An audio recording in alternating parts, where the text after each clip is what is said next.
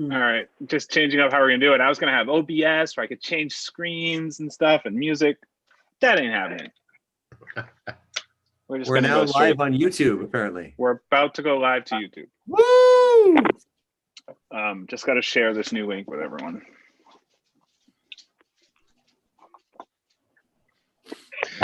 And by the way, I didn't work with her, but I was very sad to see the news of this wonderful, wonderful lady that did such incredible work with you guys, who passed away this week. Just sort of mentioning that at the top here. Yeah, I think Sean, Sean's gonna address that when we start here too. So. Oh, is that right? Okay. All right. Well, so much for technology. All right, we're gonna go live. Just gonna tell everyone the new link.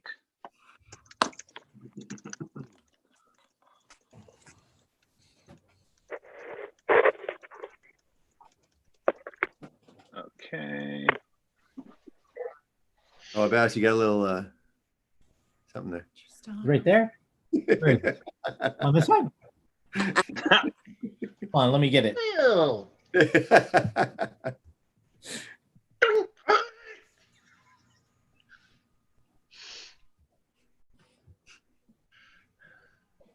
Okay, cool. All right, people are joining the new link.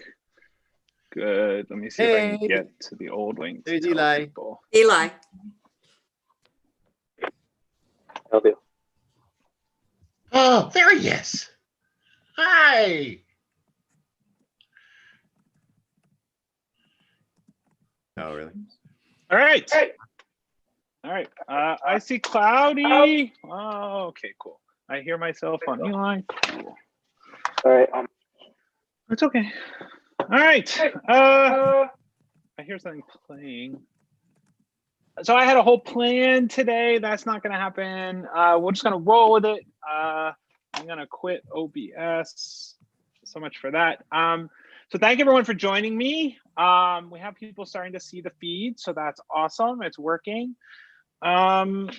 Yeah, so welcome. This is a live hang with the cast of Alba Salix, which I have here on the screen with me.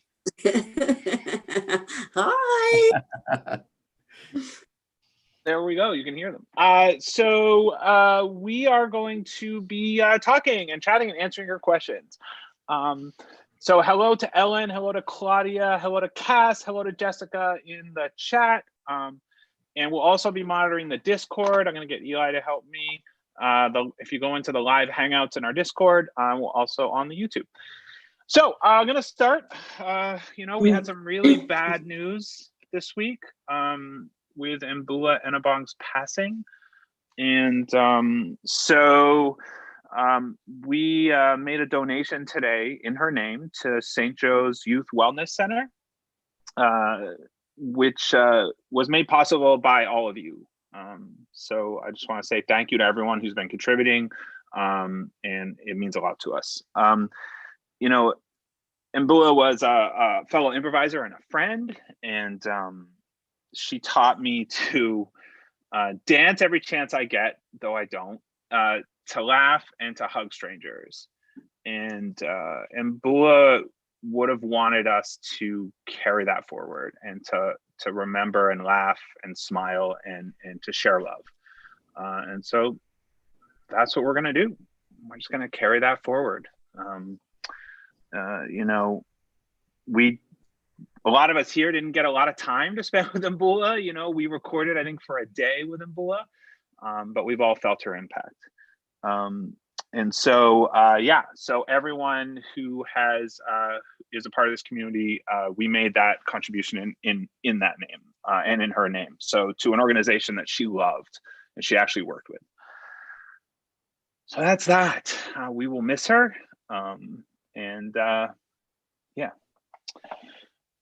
So I'm gonna move into announcements. There's no easy segue to that. So I had a nice graphic, but OBS does not like me. So we have some season 3 updates. A couple shouts to people joining. Hello to Spoonie. we have a writer's room for season 3 of Alba, and it is underway. And we have been blown away. So not sure how we're going to record as we go back into lockdown up here in Canada. But we are going to have scripts, and they are pretty amazing so far. We have Eli, who some of you may know. There we go. Thank you guys. Such support. And we have Bilal Dardai from Unwell, an amazing writer who has been maybe writing 2 episodes now, and is actually, I believe, writing episode 1. Did I get that right, Eli? Eli has snuck out of the room. We also have Jen Sugden from Victoriosity is also in the writer's room. And I am happy to report that all of the external writers have submitted their drafts. Eli and I have not, but we're getting there. We are also creating some bonus episodes this year. So those will be coming to all of you patrons. And we have some special announcements on that front. Some of you may know one of our writers from last year who's doing a bonus episode this year. Her name is Marisa King. Ooh. It's quite funny. I read it, and I actually got Eli to send notes finally. Cloudy, who wrote The Beacon, who is in our chat right now, is writing a bonus episode. And Sloan from Carlotta Botox. Both of those are amazing shows. Those are our announcements. Oh, wow. Awesome. And so we have people joining of our cast here from all over. Let's go through. Where is everyone? Everyone say who you are and where you're from. I'm Sean. I'm in Hamilton. I'm George. I'm in Stratford. I'm Barb. I'm in Pickering. I'm Abbas. I'm in Toronto. This is Robert and Elaine, and we're in Toronto. I'm Marisa, and I'm in Toronto, Scarborough. And I'm Julian, and I'm in Hamilton most of the time. And I'm Olivia. I'm in North York. Wow. And Eli is also in Hamilton. He's gone again. Okay, like we haven't gotten together in a long time. It is so amazing just to see everyone's faces. Yeah. We've been digging up family. some. Not all of us have managed to get to Stratford. For those of you that aren't from Canada, it's like the epicenter of acting here in Canada. I believe it's like theater. Mm-hmm. George. Okay, so let's go with some questions here. Anyone can answer. Who is your favorite character? Now, it doesn't have to be yourself. Who's your favorite character on Alba and why?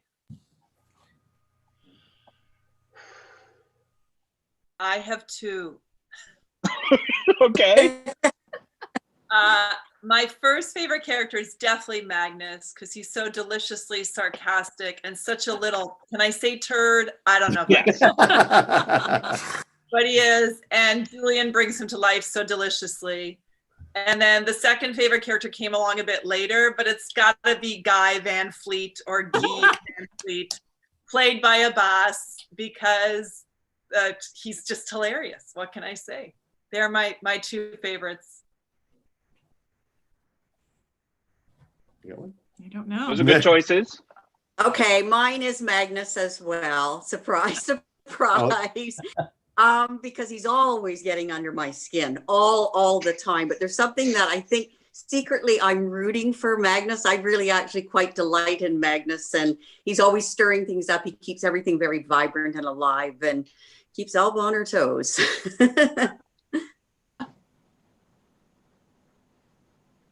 My favorite isn't me.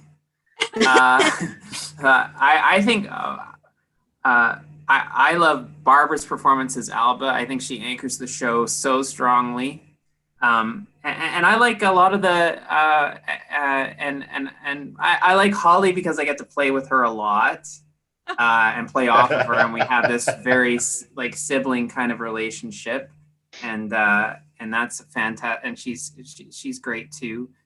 And I like some of the little characters like Baltic the ogre, which was played by Carter Sill, and I think about that. I think about the, okay, you go, bye-bye now. And yeah, it's hard to choose really, because there's so many great performances. But yeah, that's just a scatter shot of mine. Just to comment on that as well. Every time we go to one of those like self-checkouts, at the grocery store and it says pay now, neither one of us, we always have to say it and Baltic, you pay now every time. That is, it's like it's standard. We have to do that. Because it is, and that's I mean, I think that's the thing we like the most about the show. Like you said, it's even the little characters are so delightful and so entertaining and just and memorable that, and I mean, they're so, no matter who is doing them, they're so, they whatever, the actors bring those characters to life, and the writing is so good that they're just so delightful and so much fun. If I were to chime in and tell you my favorite characters, there's obviously too many to name, but I feel like at heart I'm kind of a Magnus, so I really enjoy hearing Magnus and all of the hijinks he gets in. I completely agree that Alba anchors the show. So Barb, I mean, you do a great job of keeping everyone anchored to the story and the plot lines. And then like all the other small characters, I mean, right up to just the intro of the entire show, John going in with episode the first, and like all of the little tiny things that come in from every one of you. I enjoy listening to it all the time. I agree. I love working with each and every one of you. There's so many moments where everybody really gets to shine. I particularly love working with Barb, Alba. You're awesome. And Magnus as well, because there's this absolute fantastic rapport that the three of us have. And even like Guy Van Fleet and Parabel and Piercy and Gunther, they're all, they're close to my heart. So love them all. All right, I'm going to put Eli on the spot. Careful, this is dangerous territory, Eli. What's your favorite character?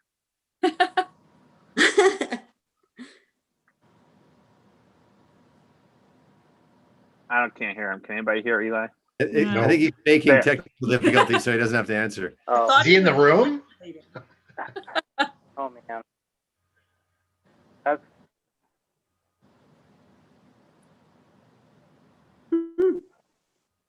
I don't know. I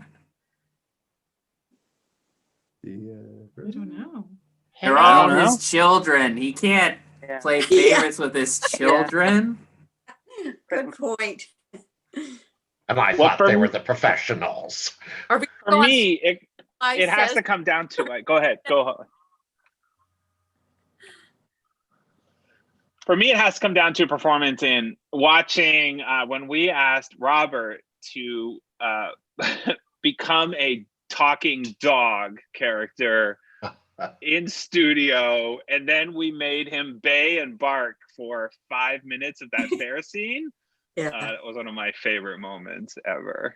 And you guys are so supportive. Like I remember after doing that, like I know it's great if I look in the control booth and then you guys are on the floor, which you always are, Sean. It's like, yes, we got it right. Cool. We have some questions coming in. What are people doing to stay sane? Assuming we are staying sane with this quarantine. That's a bar we're not really hitting.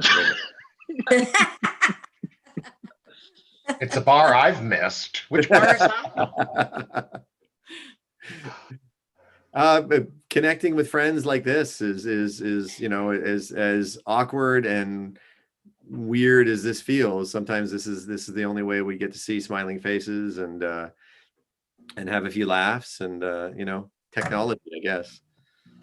Lots of walks, getting out there, getting out in nature, getting reminded that, you know, there's beauty and goodness out there.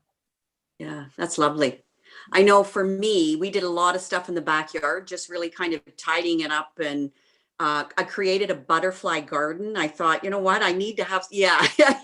No, it sounds better than it is, Marisa, because it's a work in progress. But realizing just how lovely it is to be in the backyard and having the luxury of that, because I know not everybody was able to even do that. And so I was tremendously grateful that we could at least be in our yard and talk to neighbors across the fence, that sort of thing.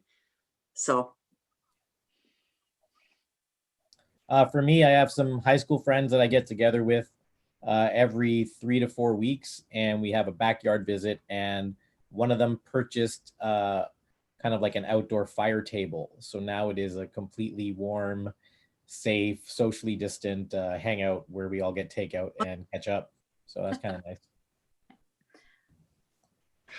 Are they an issue at all in people's yards, or you can just do those then, Abbas? Like, it's not a big deal, no? I don't think it's a big deal if it's not a lot of people. I mean, there's only 4 of us in total. And so we'll just hang out in the backyard and be distance with each other in terms of where we sit. We'll bring our own food, and then, yeah, I mean, we can have a chat. But now that we're going into lockdown, I think that's now going to change as of Monday. Okay. Yeah. Yeah, we were trying to do that. We bought like one of those patio heaters, like the tall ones. And what? We had this little gazebo, so I tried to wrap it in like tarps, but then we had to have a lot of fights about will we die of carbon monoxide poisoning and all that.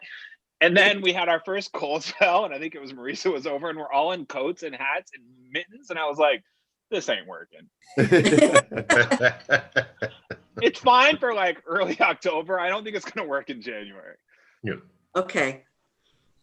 Well, you tried. Yeah. Through the summer, what I've been able to do is usually about once every 2 weeks, usually on a Monday, been able to meet.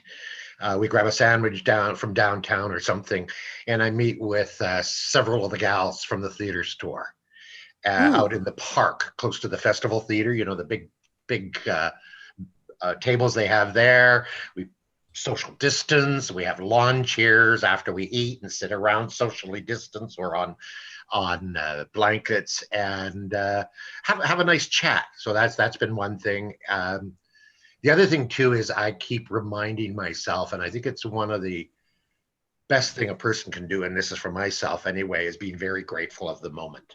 I mean, the future is going to take care of itself. The past is like bad gas behind me, but it's focusing on what's here now and being really, really grateful of that. And still one of those blessings for me, and I know, is living here. You know, otherwise I would be right now in a overstuffed, very small 1-bedroom apartment in Leslieville in Toronto. You know, so I'm not saying that's bad. You know, I lived there for 25 years, but this has been a gift. It's been a blessing, and it continues to be that way. And my cats as well keep me busy. And once a week, usually Friday mornings, a friend of mine picks me up and we go shopping at Zehrs to get the groceries for the week. Saturday mornings during the summer as well, get up to the market. There's farmers markets. We've been driving into the countryside for the apples and, you know, that type of thing. So trying to do that as much as possible, but still do have those moments, I will admit it, where I'm in here. And even with all the stuff that I may have, I do get hit with those lonely moments. And that's usually when I feel I'm missing something or, you know, and so I go snap out of it, you know, and really get back focused because it's, yeah. And I had been thinking that I'd be flying to Alberta for Christmas this year to the family. I don't think so now. Not with all the news and stuff. So I'll be making a phone call this weekend saying, sorry guys, unless there's something that happens, I'll see you in the spring. Besides, I have a I can't believe that, a great nephew that was born in September. That's how old I am. Yes. So, Okay. that's live from Stratford anyway. No. Thanks, George. And I'm still Okay, so all right, so those of you, so a lot of us all met in community theater. I don't think a lot of people maybe know that. Like, I think almost everyone here, I've been involved in community theater with in one way or another. I think everyone.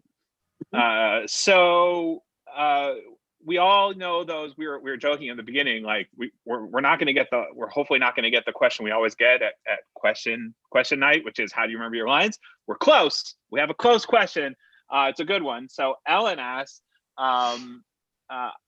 Ellen, first of all, congratulations. Might be getting an internship soon with a podcast at their university. Woo! Oh. Any insights or tips on voice acting? Oh, interesting. Tips on voice acting? Yeah.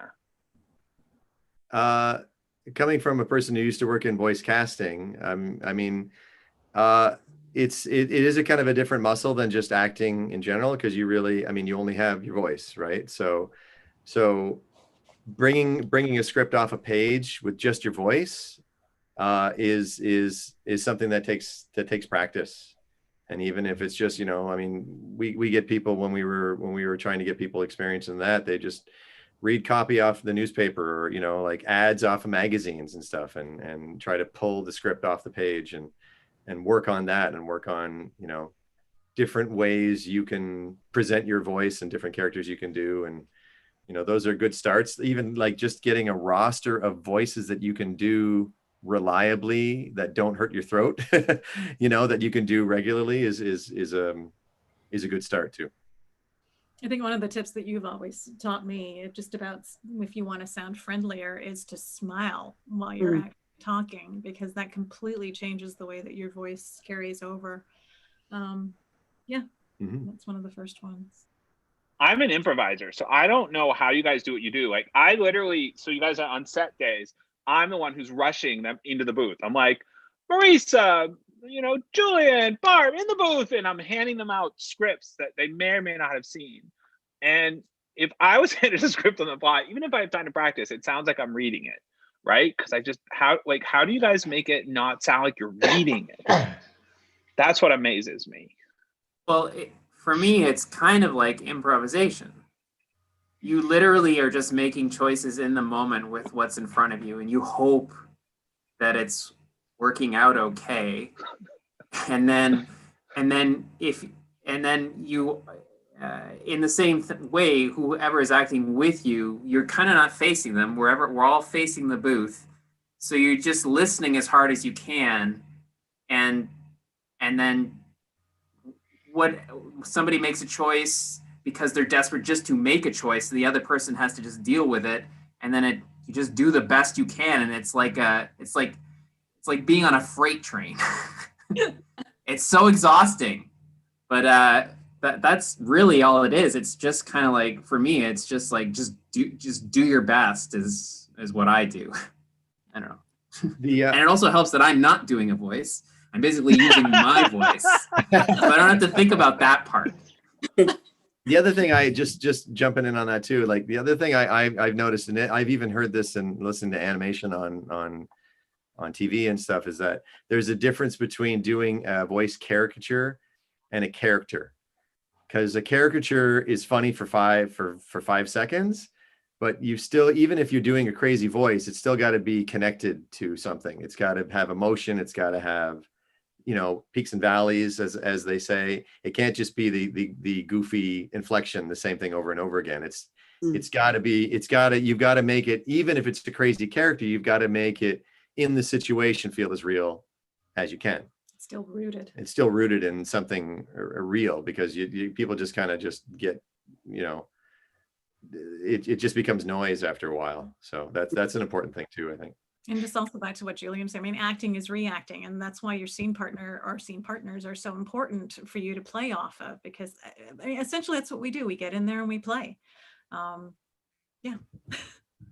I think it's a real testament to the writing that We aren't necessarily thinking on the fly, because after 2 seasons, we're fairly comfortable with our characters, but knowing what we know about what we've done before and having worked with this group, which again, it's the group that you work with, it's the fellow actors who are in the booth with you, they really make or break the show. So anything we do relies on each other. We're only as good as our weakest link, and fortunately in our cast there are no weak links, so it's been a blessing. Well, I've had to step into the booth. There is a weak link every once in a while, but yes. I think a part of that is, I think a part of that as well is, especially when you first go into it, and this was basically my first one, is fortunately having that background in community theater, knowing most of the people here as well, and being comfortable in that. The other thing is, my God, do I sound the same in every take, or do I sound the same in the next episode? And I have to trust in Sean and Eli that they're giving me that input that yes, I am. So that trust is there, because you sort of have to push past that fear that you might have. And like Elaine was saying as well, and other people, when you're in the booth and you're with the people, there's that energy that happens as well. That is just quite wonderful, and that definitely helps you. And especially when there are people around you that are just just absolutely amazing, and just blowing you away by their various characters as well. And like you said, the script is just delightful to work with. Sean, I'm wondering if I can jump in. I don't know if anybody knows, if they know who, because a lot of people have their character name up here. Do they know who everybody is, who they play? Yeah, let's go through it. That's a good idea. Who plays what? I play. Go with the primary actors first. Who are the what? Our primaries. Yeah, the primaries. Sean, you want to do it? I'm Julian, and I play Magnus. Barb, go. I'm Barb, and I play Alba. Awesome. Holly. Hi, I'm Olivia, and I play Holly. Parabelle. I'm Marisa, and I play Parabelle. And her doting husband, Gunther George.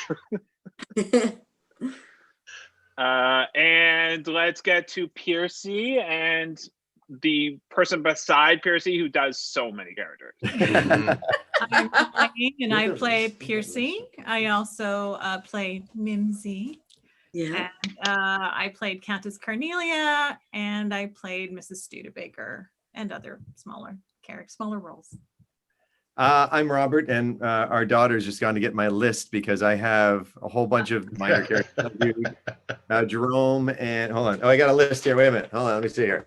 I do the herald off the beginning, so the announcer at the beginning. Jerome, and what's the Toby, the werewolf version of Jerome.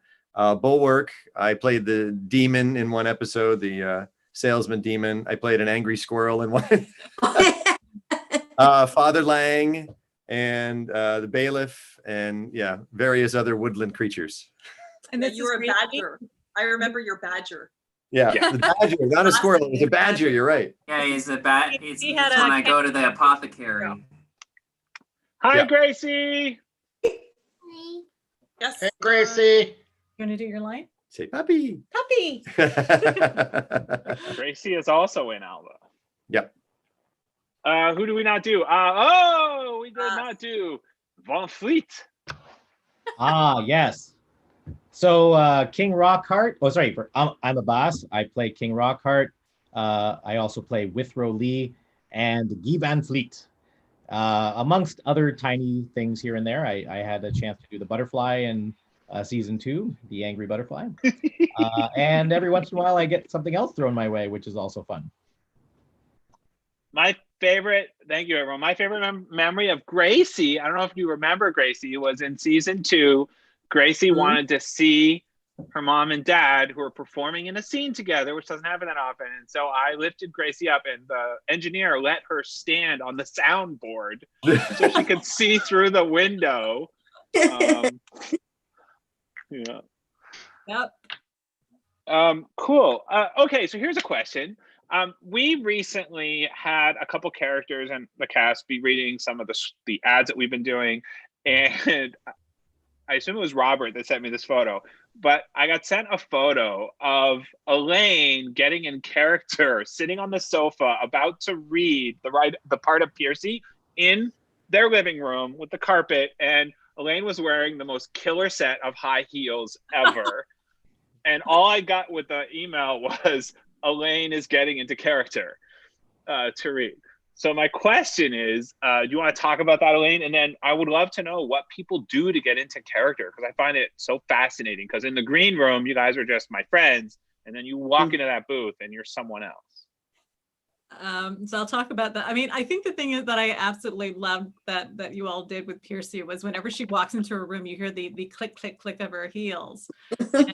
And, when we were doing that, it's been a while since I've played Piercy. So I have a killer pair of heels that look like witch shoes, but more modern. And so I decided I would put them on because they made me feel like Piercy. So they, because it's one thing to go in a recording booth and you're like, that's like your arena where you're like, okay, I'm here and this is my job and I'm going to go into this arena and I'm going to do my job and I'm an actor. But it's really different when you're recording in like your living room where you're used to like, hanging out in your PJs and watching movies. So I had to do something to get in character, and that's why the shoes. And yeah, I guess it worked. Mm-hmm. Worked for me.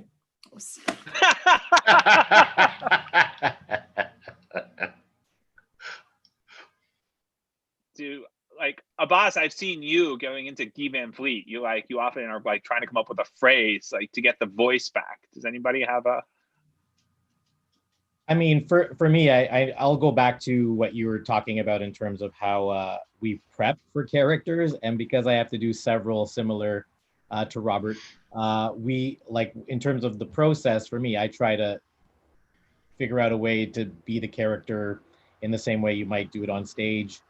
All the character work beforehand, and then when you go into the booth, I try to keep it as physical as possible as well, because I think each character that I have has a different sort of physical movement and all those things, and that helps with the voice, even though it's not something that you see. I try to play off of that sometimes. That helps with trying to get into the role. I know when I come to Mimsy, I have to Jennifer Tilly is my hook for it. So I actually have to listen to like tracks of Jennifer Tilly talking in order to get into Mimsy. So who's very different from Piercy. Barb? I agree 100%. I think there's a physicality that takes place, and it somehow just kind of comes over you as you, even just to walk from the green room into the sound booth, that it somehow, there's a conscious part of it as well, but it just kind of comes from your feet to your top of your head for me. And then the attitude takes place and, I'm mightier than thou, I run this joint and all that kind of thing. And you feel it. I feel it anyway in my fingertips even. And so the physical part helps me tremendously. And that does come from stage as well. I think there's a physicality a lot of times you create for a character. And even if it's a way that you look at something or kind of a roll of the eye or whatever, that you feel this is who Alba is in this case. So it helps me tremendously and to stay there.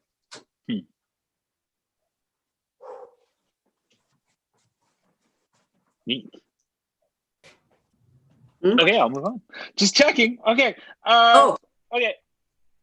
One of our thank you. One of our it was another question coming, but at one point I wanted to do a blooper reel, which was just Julian plays Magnus, basically swearing at Eli for the words and spell words that he writes into these scripts. It's the alliteration. There's alliteration, and then there's also There's big mouthfuls. Yeah. Yeah. Yeah.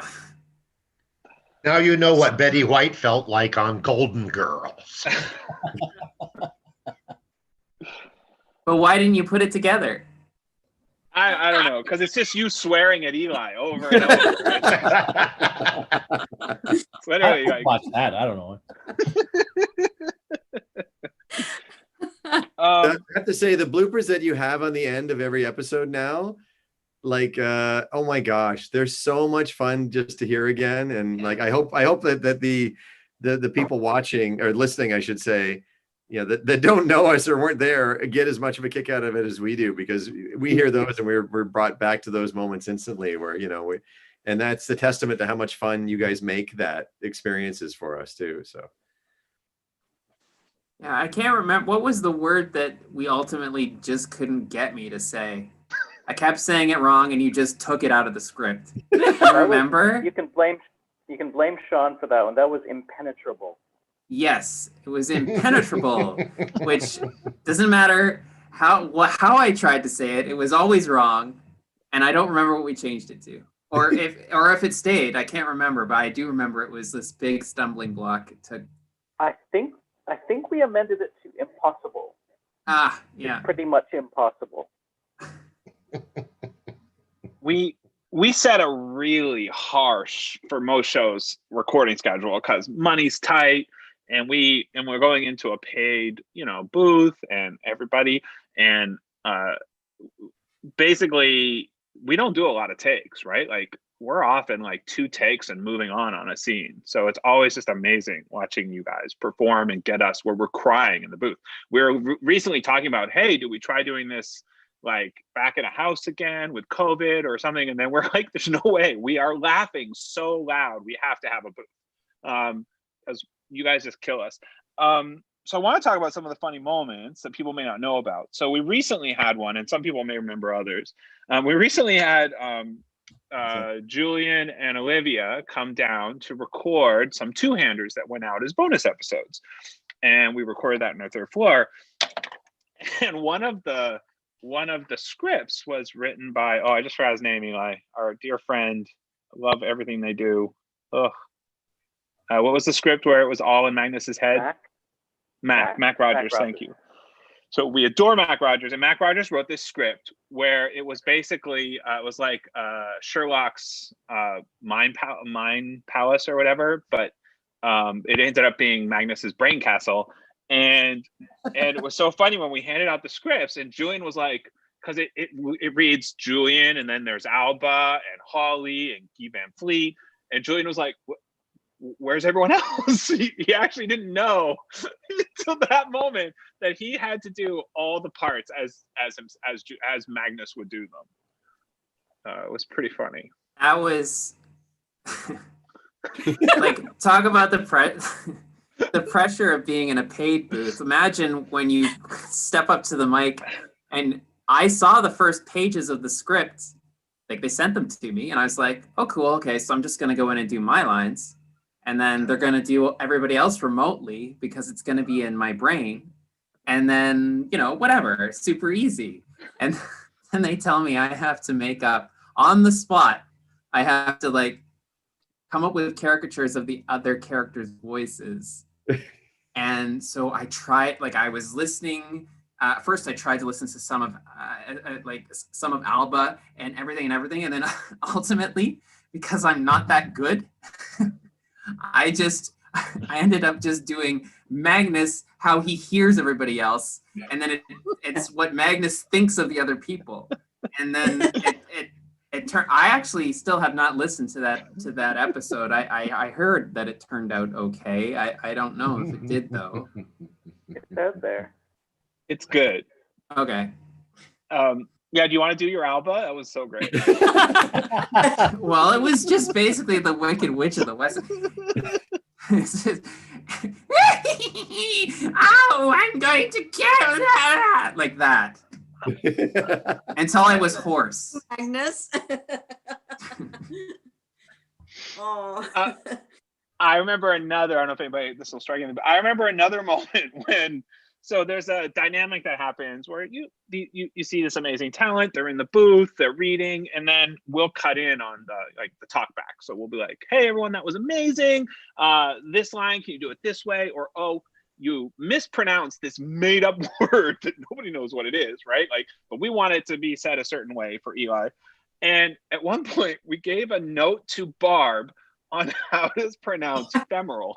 Oh, I think we said, we think it's femoral or something. Like, Barb, I think you got that wrong. Can you do that as femoral? Do you remember that? Oh Barb? my God. I remember that now. Yeah. Like such a stickler. Femoral and femoral. I mean, how do you say that? But you were so awesome. You were like, yep, I can totally say this femoral, but I am a nurse and I'm pretty sure it's femoral, aren't we? That was great. There was some word though, Sean, I thought, because I couldn't get the pronunciation of it. And Eli, you may remember, and I think that's like way, way back. I don't even remember what the word is now. You were so patient with me. And then I have the audacity to say it's femoral instead of femoral. we throw a lot of random shit at y'all. Yeah. But they're real words, really, at the time. Anyway, I can't remember what it is. I think it was one of the first spells that you ever had to recite. Yeah, there's a lot of Latin. Yeah, there's Latin-esque words. Okay. But I don't remember exactly what it was. But I took a lot of time. I know that. You all never take a lot of time. It's amazing how much we generally get over an hour of finished product out of a day, and that's unheard of in the industry. So that's like 2 episodes in a day we usually go through and get with this crew, which is amazing. Okay, another question from Cloudy, one of our bonus writers this year, and also the Beacon Pod. Great show. For some of you, this is a good question. Was Alba Salix your first time in voice acting? And if so, what was that transition like? Keeping in mind that the first couple episodes, I think we're in our house, right? In our, like, we just put blankets everywhere, I think. Yeah. Yeah. Does anybody remember what was the transition to voice acting in a booth like? I know some of you had done it. Well, for me, it was all brand new. I mean, number one, it was in the house with padded walls, like you said, and it was great fun. And that's the room they keep me in. If anybody wants to know, the padded wall room. Go ahead. I have a bedroom upstairs, as you know, that can be made padded too. I mean, that's another story. And I think it was very much that way, and just completely going into this whole new, literally realm, this whole new universe, but yet having that trust of the people around me, that went in there and just boom, did that, and were really great. And just taking my experience of community theater and acting in community theater as well, and making a character and going through it that way, and just having a lot of fun, because that, I think, was a lot of it was just having so much fun doing it, and then hearing it later and going, oh, that is good. So it was just like, wow, this is new, but it's just like, go ahead, gangbusters, and throw caution to the wind and do the best you can.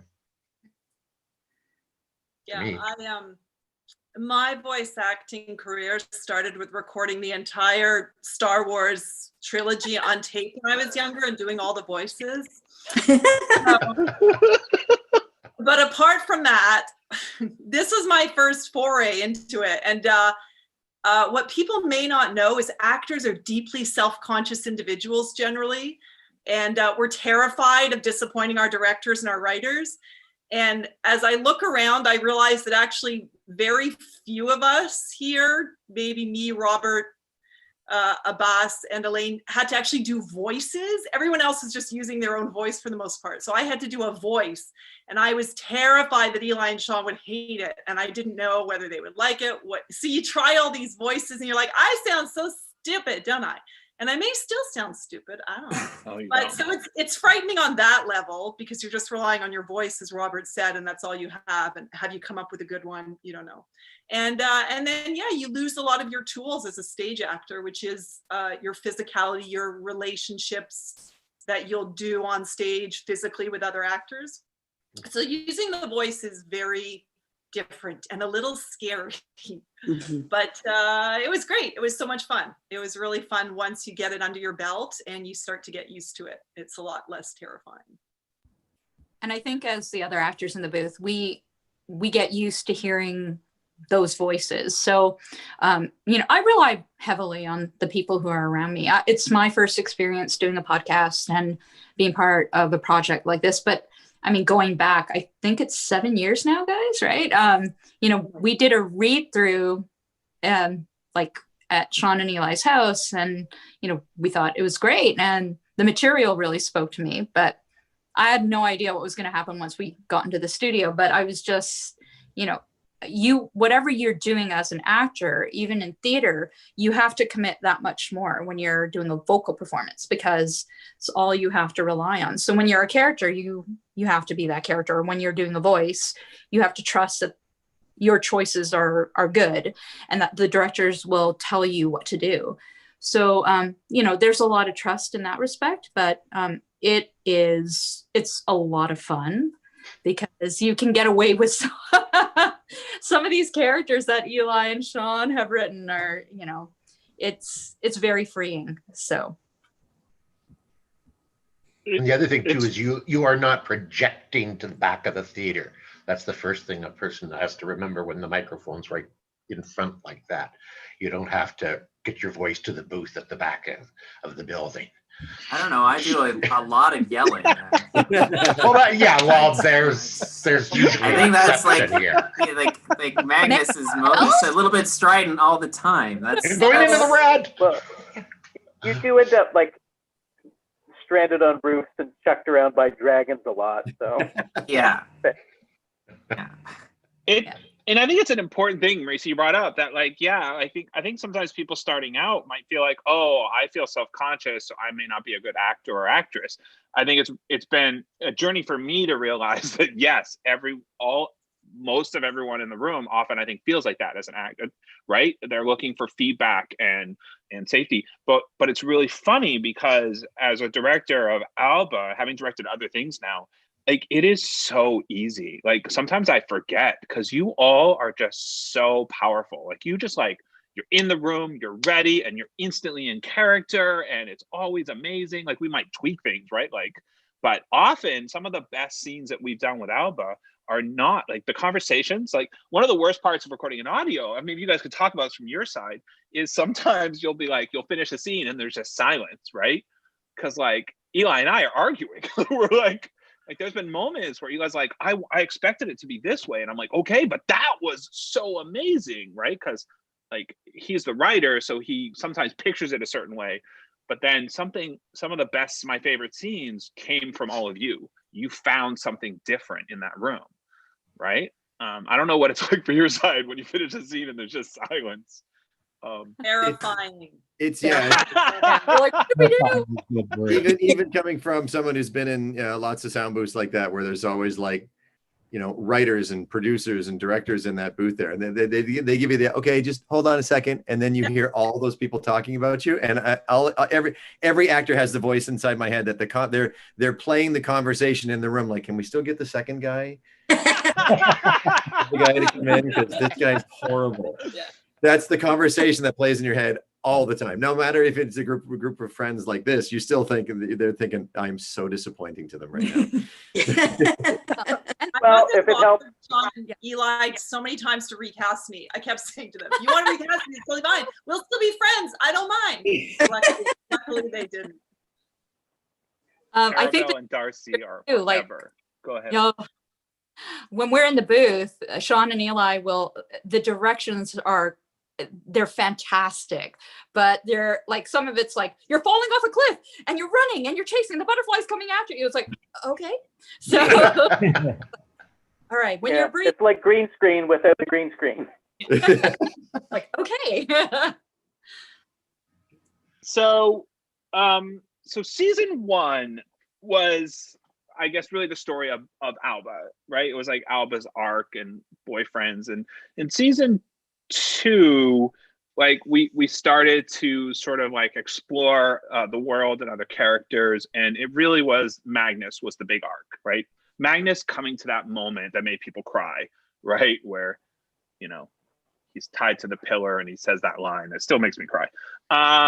Like there were no dry eyes in the house when we recorded that scene. I'm sorry, I don't mean to interrupt, Sean, but just because we're just going to touch on that moment, I just have to say that I wasn't in the booth when that was recorded, although I saw everyone coming out. And then I remember everyone told me, oh my God, that moment is heartbreaking. And I hadn't heard it yet. And I remember I was listening to it in my car one day. This was the first time I listened. I'm like, okay, come on. I'm sure it's going to be so heartbreaking.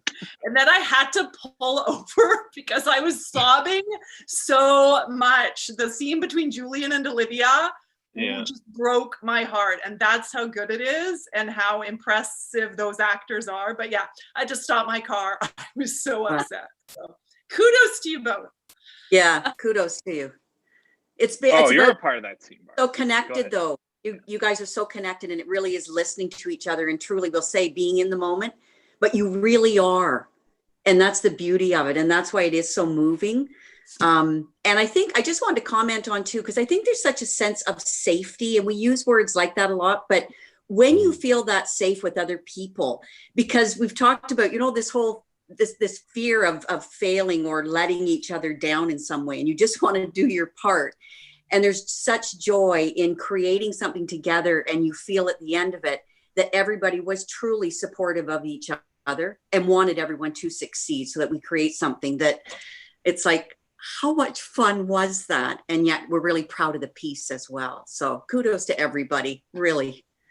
And the writing is like unbelievably fantastic. So mwah. Wow, thank you. It's going into it. It's sort of also that it's like, for me, it was like, why am I here? And then you do it, and you're going, that's why I'm here, because it is that. It's really in many ways very self-affirming, and it's that way as well when you go on for an opening night of a show as well. You're just going, oh my God. But yeah, it is a part of that, and as I say, to be surrounded by that warmth of the people that I've worked with before and forward to. So if season 2 was Magnus's big arc, I'd love to put people on the spot and see if what do they think the arc is for season 3? Not you, Eli.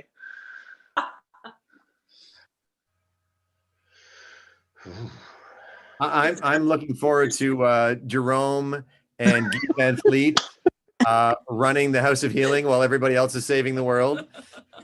You're not that far off from truth. I'm just going to say right now, John. Eli, until you write something like that.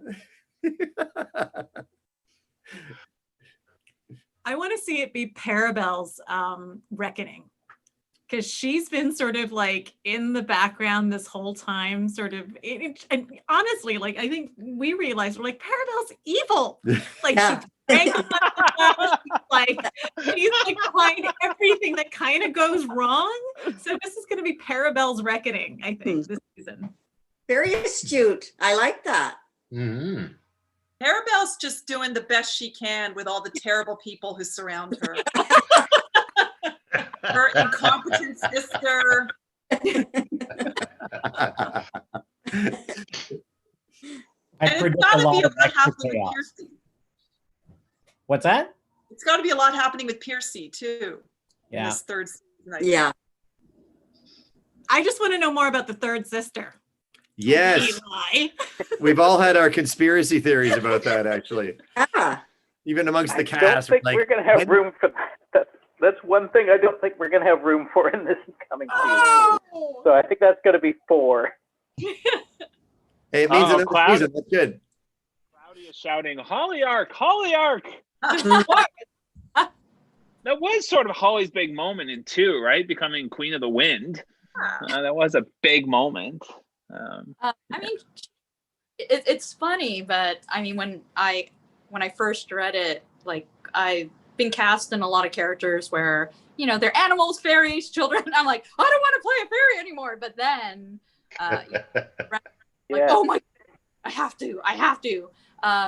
So it's interesting. I think there is a lot to her, and I'm fascinated to find out where it goes. She's got a darker side though, which is interesting in season 2. I had no idea. And ending the way that she did, I you know, the actor in me was like, oh my God, right? And the audience member in me was like, what's happening? I have no idea. But exploring that, I'd love to do that. So, you know, we're all, we always keep talking about how much we all love music because many of us are singers. So, you know, we're hoping to incorporate that. So there's, you know. Alba the musical. I know it keeps coming up. It keeps coming up. Yeah, I well, can't say anything, but I will say that when we read the first draft from Bilal Dardai of episode 1, where Magnus begins season 3 is just a show. It's hysterical. That's all I can say. And Sean, it is one of the strongest episode openings we've ever had. Possibly Go ahead, Marisa. Didn't you say Julian's doing all the voices for season 1? Yeah, I think so. Yeah, we cut down on cost, and we're just gonna have you did so well in that episode. We're gonna just have you do all the parts. Great. I'm so looking forward to it. So with that, we're gonna stop streaming. We're gonna say goodbye. So everyone, let's wave goodbye to all of our fans, all of our listeners. We thank you so much. Thank you. Thank you. My wife and I thank you. Bye, Gracie. And Gracie. More to come. We're gonna hang around here, guys, for a second. I'm just gonna stop the stream. We want to thank everyone, and we'll be sharing more information on what we're doing around Mbula and the money we donated. But we just want to say thank you all for your support. We really appreciate it. And we talk to you soon. And now I have to figure out how to stop this.